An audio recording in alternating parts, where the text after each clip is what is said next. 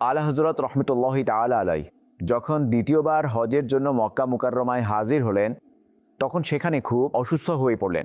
কয়েকদিন পর্যন্ত শরীরটা অনেক নাজুক রইল।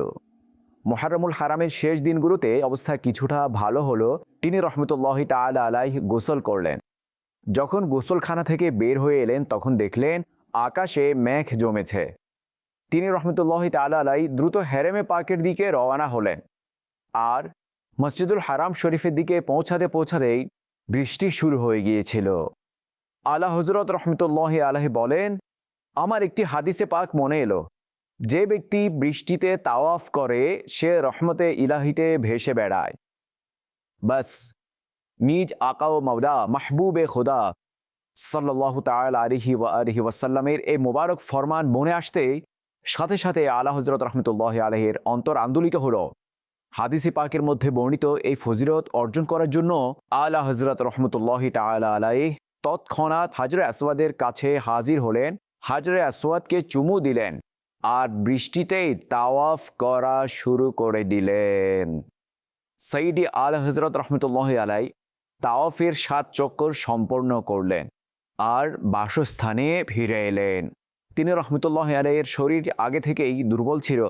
জ্বর থেকে সামান্য আরাম পাওয়া মাত্রই তিনি হাদিসে মোবারকার উপর আমল করার জন্য বৃষ্টির মধ্যে তাওয়াফ শুরু করলেন।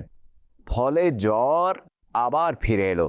এখন সেই সময় মক্কা মুকাররমায় যে আশিকে রাসূল ও উলামায়ে কেরাম ছিলেন, তারা আলা হযরত রহমতুল্লাহি আলাইহির প্রতি অগাধ ভক্তি রাখতেন। যখন আলা হযরত রহমতুল্লাহি আলাইহির পুনরায় জ্বর এলো, তখন ওই উলামায়ে কেরাম খুবই ব্যথিত হলেন। এক আলিমে দ্বীন দুঃখের স্বরে বললেন, আপনি এই জয়ীফ হাদিসের উপর আমল করার জন্য নিজের শরীরের যত্ন নিলেন না। এর উত্তরে আলা হযরত রহমতুল্লাহি আলাইহি যেই উত্তর ইরশাদ করলেন, হৃদয়ের কান দিয়ে শুনুন। তিনি বললেন, হাদিস জয়ীফ হতে পারে, কিন্তু আলহামদুলিল্লাহ আশা মজবুত, অর্থাৎ খুবই দৃঢ়। জয়ীফ হাদিস মুহাদ্দিসগণের একটি পরিভাষা। জয়ীফ হাদিসও ফরমানে মুস্তাফা, কিন্তু এটি বর্ণনাকারী রাবিদের মধ্যে কিছু শর্তের কমতি থাকে।